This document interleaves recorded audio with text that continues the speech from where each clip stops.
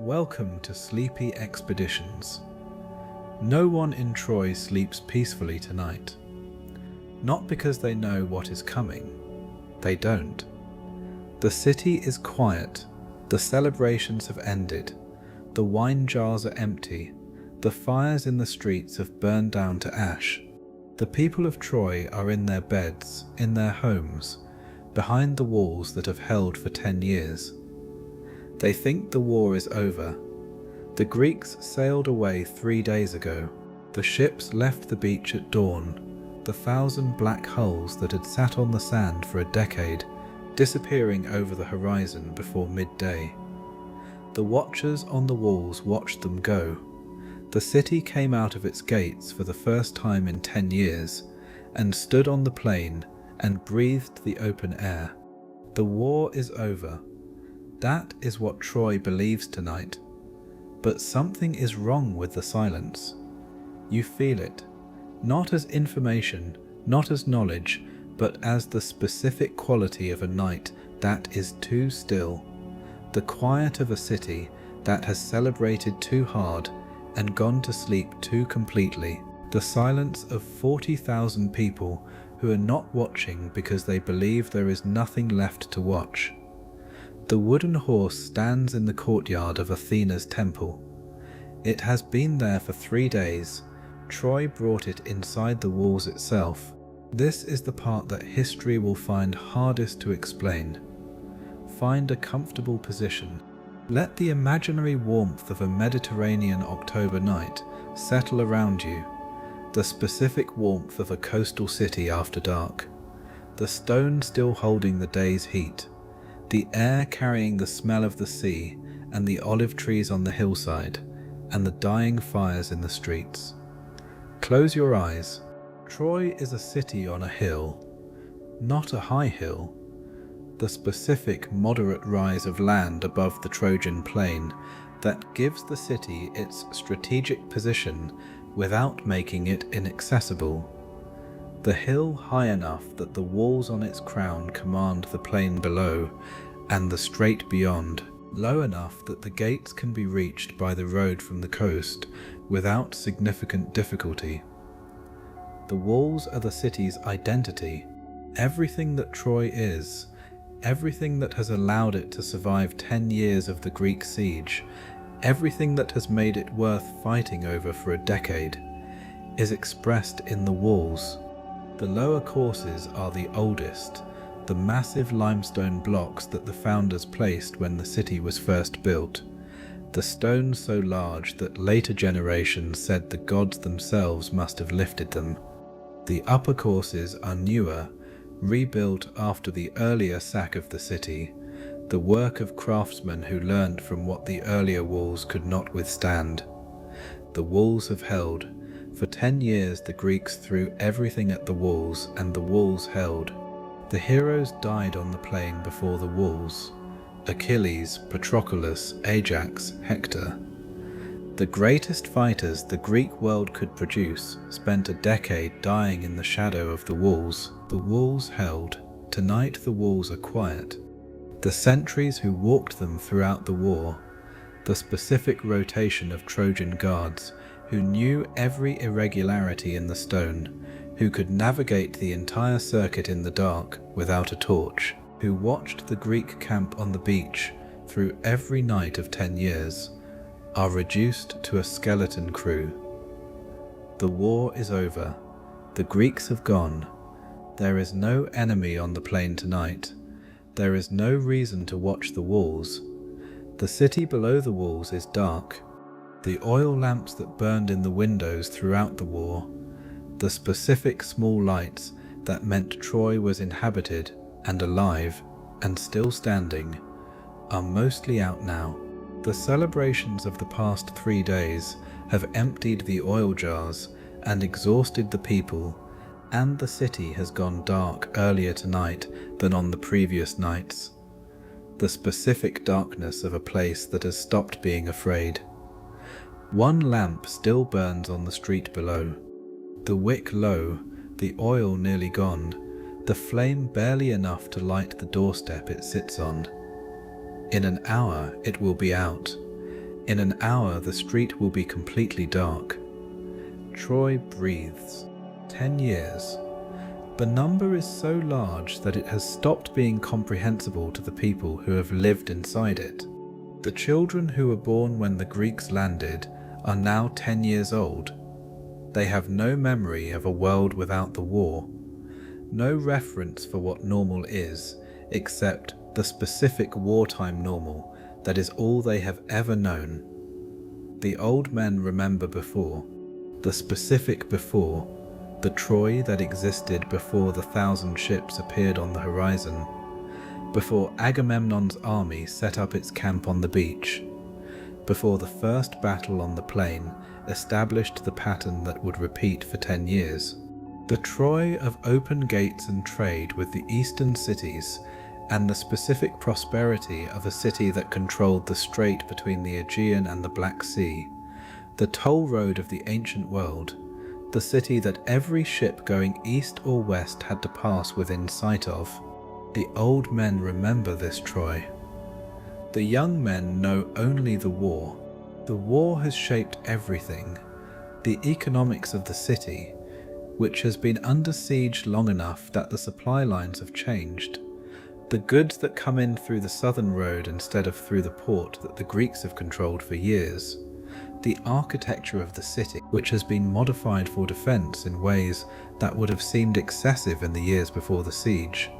The additional buttressing of the lower walls, the new storage facilities for water inside the walls in case the springs were cut off, the specific wartime additions to a city that was not built for siege, but has learned siege. The population has changed. Troy went into the war with its full population, plus the refugees who came inside the walls when the Greeks landed.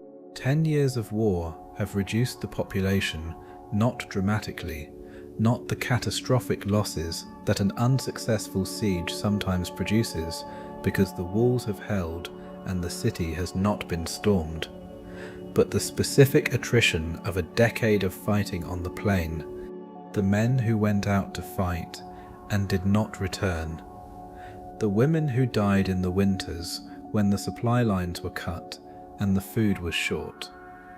Hector, the name sits in the city the way names of the dead sit in a place they loved, present, carried by the people who knew him, the specific absence of him visible in the faces of his family, and in the way certain streets are quieter than they used to be, because the man who walked them is gone.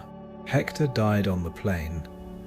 Achilles killed him, and then Achilles died, shot through the heel by Paris, and Paris died, and the heroes on both sides are mostly gone, and the war that was supposed to end when the heroes resolved it continued because the war was never really about the heroes. Wars are not about the people who fight them. They are about the things the people who fight them represent. Tonight the heroes are all dead, and the Greeks have sailed away, and Troy is celebrating, and the wooden horse is in the courtyard of Athena's temple. The horse stands 12 feet tall. It was built on the beach. You could see the Greeks building it from the walls. The specific activity of men working with timber, the construction that took several days, the object that grew on the beach while the Greek army made its final preparations. The Greeks said it was an offering to Athena, an offering to appease the goddess, to secure safe passage home, to end the war with the appropriate religious observance that the Greeks believed their departure required. The specific explanation that Sinon gave, the Greek soldier who was found near the horse, who told the story of the offering, who explained why the horse was so large. It was made large so that Troy could not bring it inside the walls. The Greeks made it large specifically so that Troy would not be able to bring it inside, because if Troy brought the offering inside, the goddess's favour would transfer from Greece to Troy, and Troy would become unconquerable. Cassandra said it was a trick. She stood in the square and said it clearly. The wooden horse is not an offering. The Greeks have not gone. This is a trick, and the horse should be burned and the ashes thrown into the sea. No one listened to Cassandra.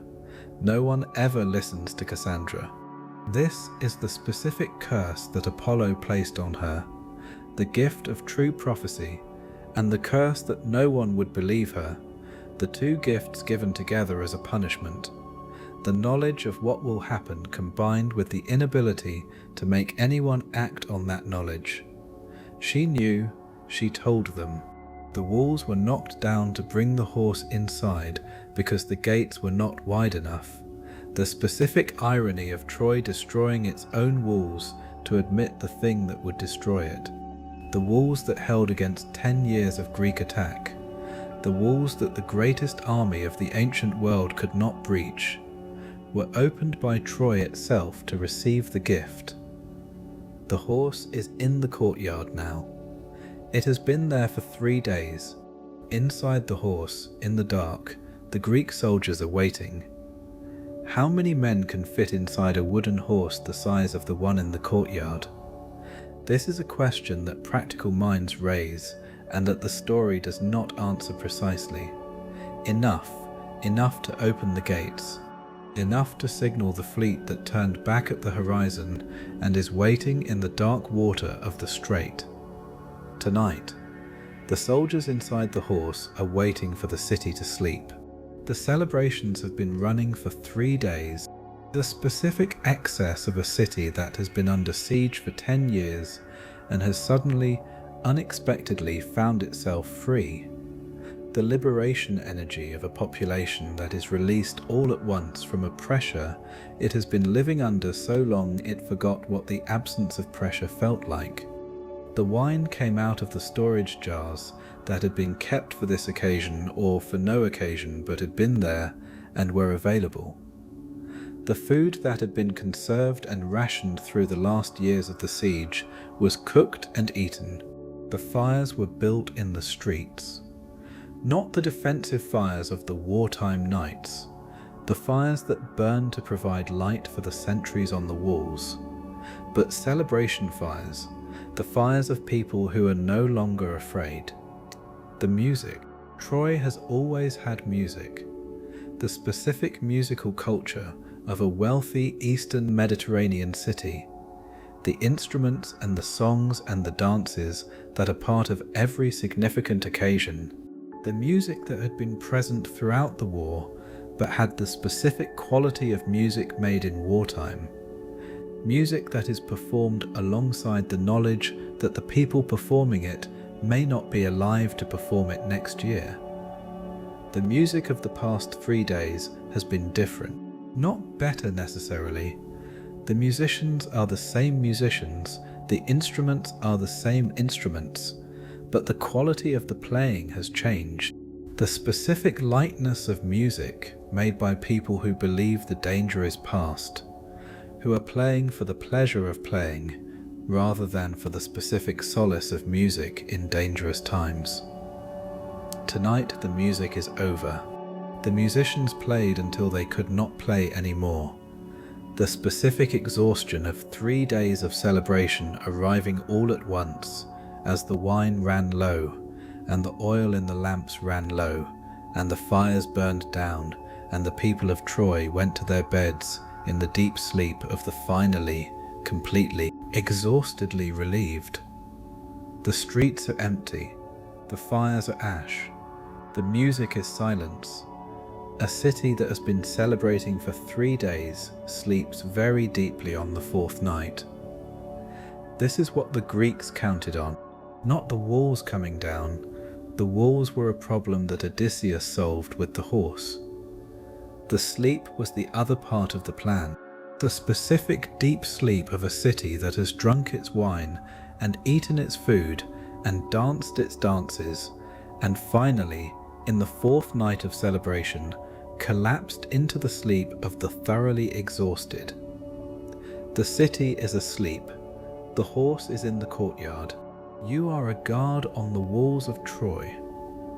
Not one of the great guards, not a captain, not a hero, not one of the named men who appear in the accounts of the war that the poets will eventually compose.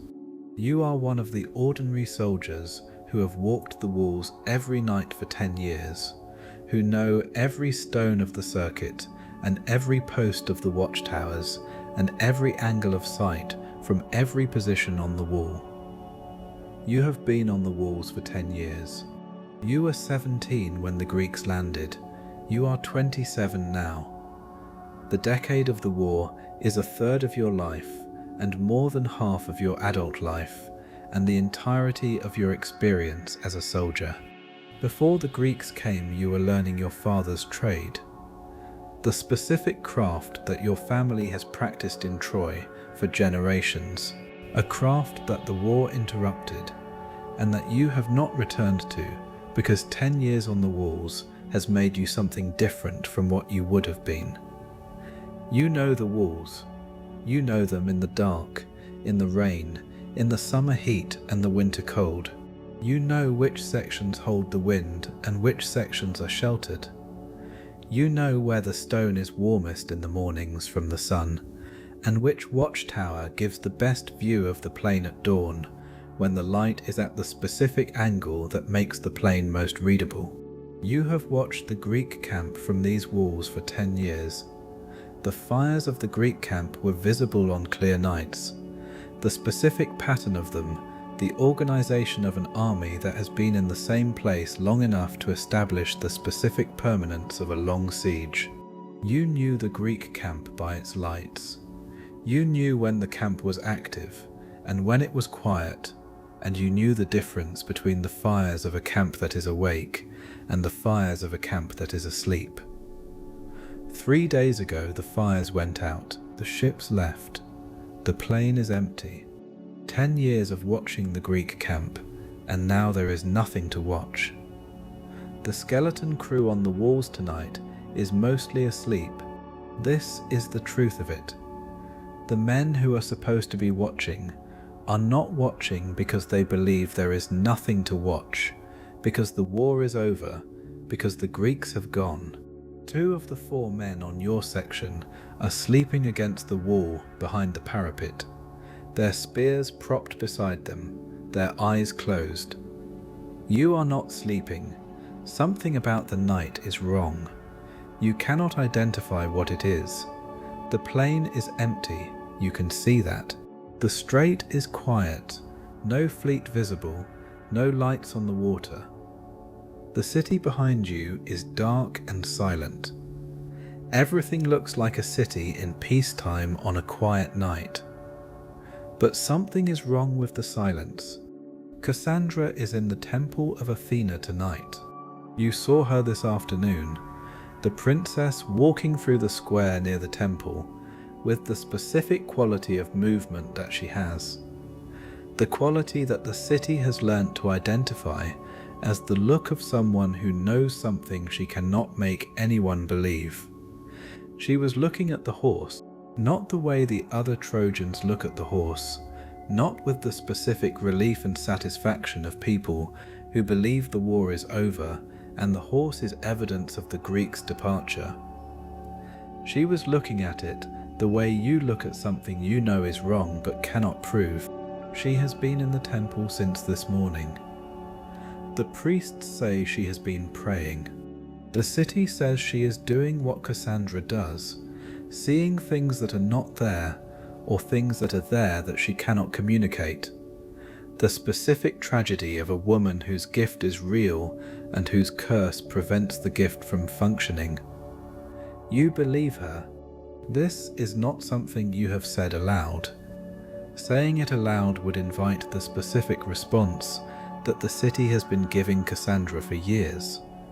The dismissal that is not quite contempt, but is close to it.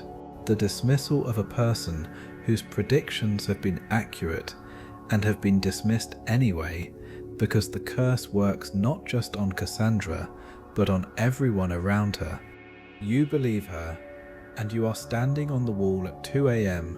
when the rest of your section is asleep, because Cassandra said the horse should be burned, and no one burned it, and the horse is in the courtyard of the temple, and the night feels wrong. The person who is always right and never believed, is the most useful person in a city and the most tragic. Priam listened to the argument. The king of Troy heard Cassandra's warning, and heard the priest's interpretation, and heard Sinon's explanation, and made the decision that Troy made, that the horse was an offering, that the war was over, that the horse should be brought inside. The king is asleep tonight. The king is in his palace, asleep in the deep sleep of an old man who has survived 10 years of war, and has seen his city survive and believes the danger is finally past. Cassandra is in the temple, awake. Troy breathes. The walls of Troy have their own biography. The lowest courses, the massive limestone blocks that are the foundation of everything above, date to the city's earliest history, placed there by builders whose names are not recorded because the names of builders are rarely recorded, while the names of the people who used what the builders built are recorded extensively. The Greeks who could not take the walls attributed them to the gods. Poseidon and Apollo, the story goes, built the walls of Troy under compulsion. The gods forced to labor as men by Zeus as punishment for some divine transgression. The story explains the wall's extraordinary quality by placing their origin outside the range of what men can accomplish. The walls are extraordinary, not because gods built them, but because very skilled men built them over generations, improving and adding and rebuilding after each challenge. The walls becoming the accumulated engineering intelligence of a city that understood that its survival depended on the quality of its walls. The walls have survived everything. The specific erosions of 10 years of siege, the assault attempts, the battering rams, the attempts to undermine the foundations, the fire attacks, the accumulated weight of a decade of an army trying to find a way through or over or under the walls. All of it failed. The walls absorbed it and held. The walls did not fall. Troy opened them. Tonight the breach is still there. The section of wall that was knocked down to let the horse through, rebuilt hastily with timber and rubble because the stone is still in the plaza where it was placed when it was removed. The repair is temporary. In the morning, the masons were supposed to begin the permanent restoration. The masons will not begin in the morning.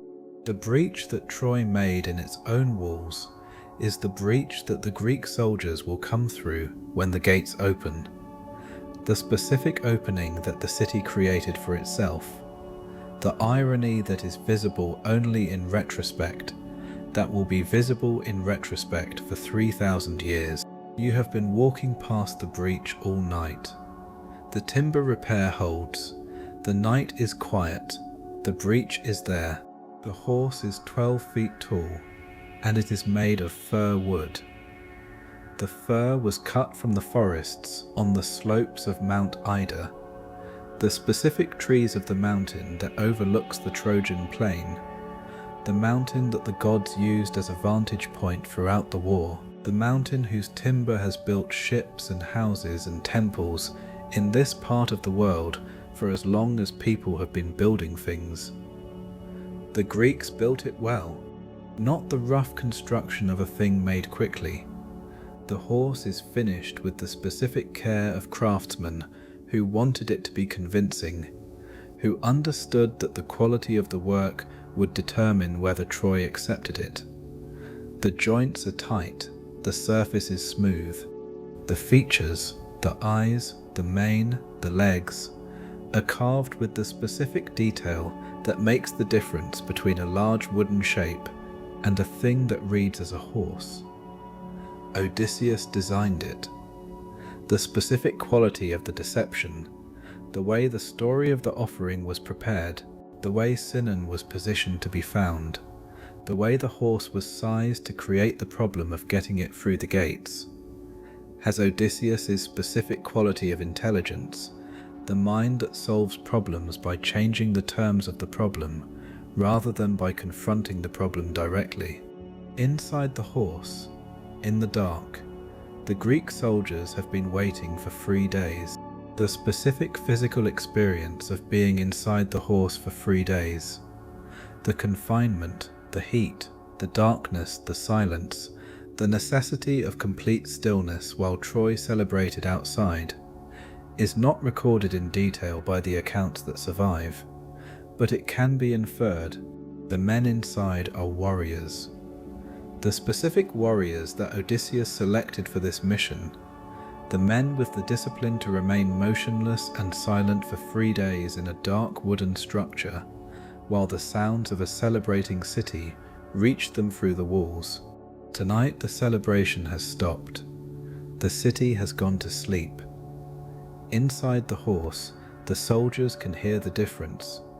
They have been waiting 3 days for exactly this silence. The silence means the city is asleep. The silence means tonight is the night. Achilles died in the spring. The specific death of the greatest fighter of the Greek army, shot through the heel by Paris, guided by Apollo, the arrow finding the one vulnerable point in a body that the story says was dipped in the river Styx by his mother to make it invulnerable. The heel was not dipped. His mother held him by the heel when she dipped him, and the heel was not touched by the water, and the heel was the only part of him that could be wounded, and Paris's arrow found it. The story may be true. The truth of it is that Achilles died in the spring, and the Greek army went into a grief that was also a crisis. The specific crisis of an army that has organized itself around the presence of a particular man and must continue without that man. Achilles was not simply a fighter. He was the Greek army's reason for believing it could win. The specific presence of a hero whose capabilities exceeded what ordinary men could accomplish, and whose participation meant the gods favored the Greek cause.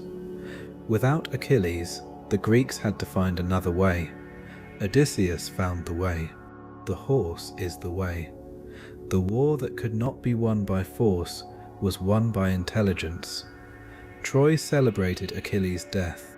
The city that had lived in fear of the man on the plain, the man whose rage against Hector had ended in Hector's death and Hector's body being dragged around the walls, that city felt the specific, complicated relief of a threat removed. Achilles is dead. The man who killed Hector is dead. The man who could not be beaten in single combat is dead. The war is almost over, Troy thought in the spring. The war will end now, Troy thought when the ships appeared to leave. The war is over, Troy thought 3 days ago. The city has been miscounting the war's turns from the beginning. Tonight, the last miscount. The war is not over. The war ends tonight. Priam is 80 years old. The specific age of a man who has outlived most of his contemporaries and many of his children. The children of Priam and Hecuba number 50 sons and daughters in the accounts that survive.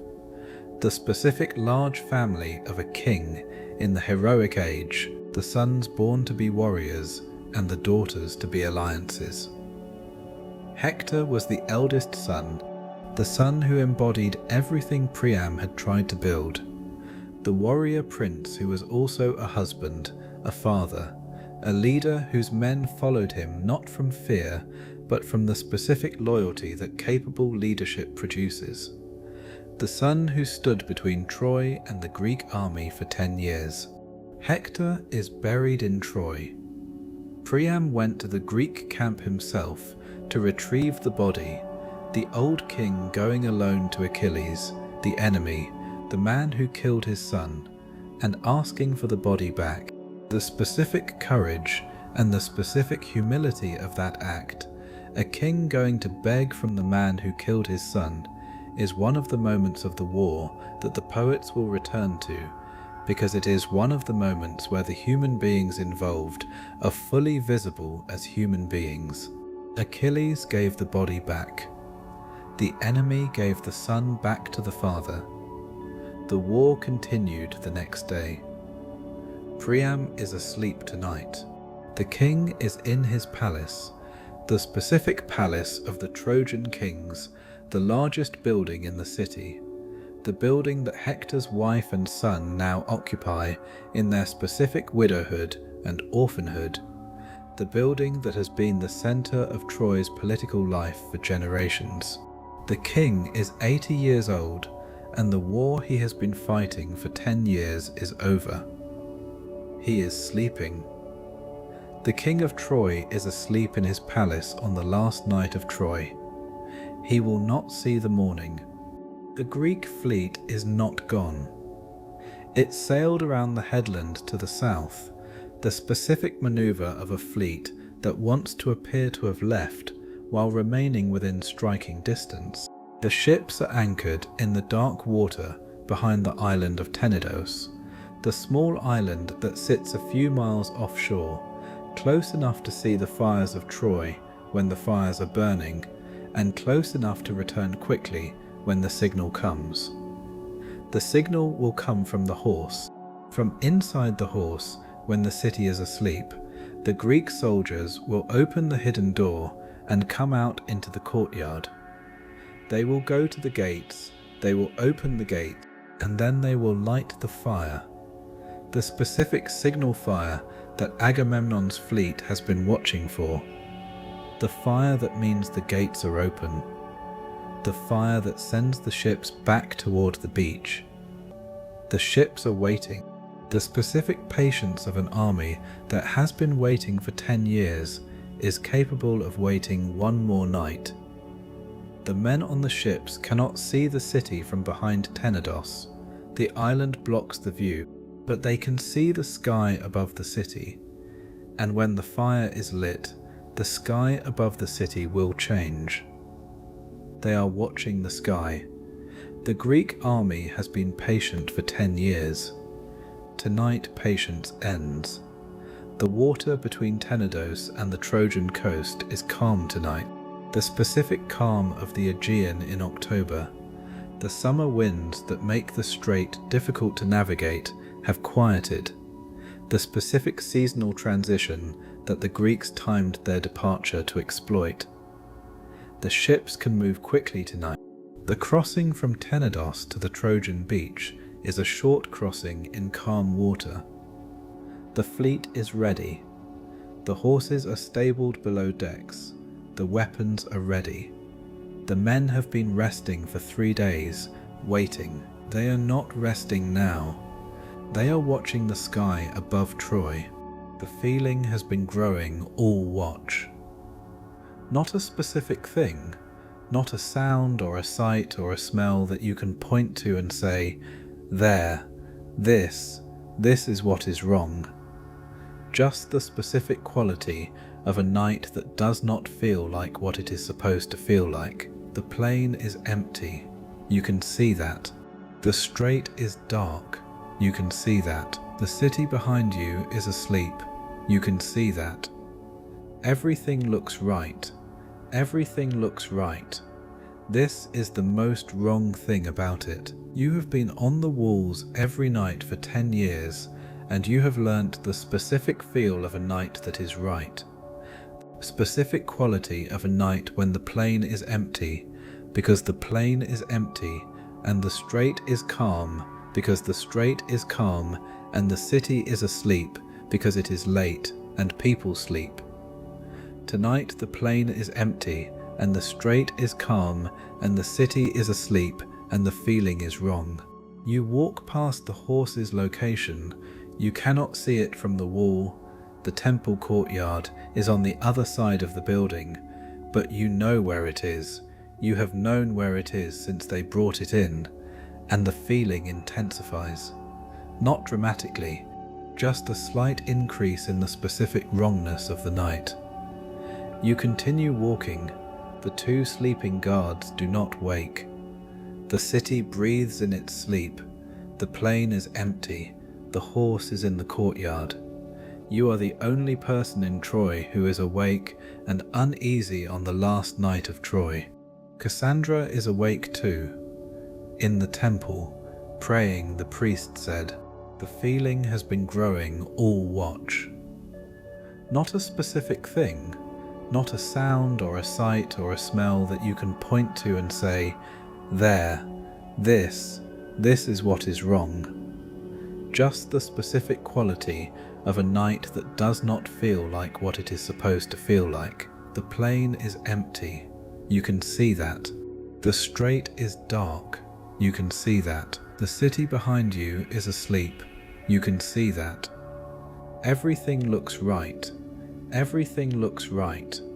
This is the most wrong thing about it. You have been on the walls every night for 10 years, and you have learnt the specific feel of a night that is right. Specific quality of a night when the plain is empty, because the plain is empty, and the strait is calm, because the strait is calm, and the city is asleep, because it is late, and people sleep. Tonight the plain is empty, and the strait is calm, and the city is asleep, and the feeling is wrong. You walk past the horse's location. You cannot see it from the wall. The temple courtyard is on the other side of the building, but you know where it is. You have known where it is since they brought it in, and the feeling intensifies. Not dramatically, just a slight increase in the specific wrongness of the night. You continue walking. The two sleeping guards do not wake. The city breathes in its sleep. The plain is empty. The horse is in the courtyard. You are the only person in Troy who is awake and uneasy on the last night of Troy. Cassandra is awake too. In the temple, praying, the priest said, "The histories say it happened in the deepest part of the night.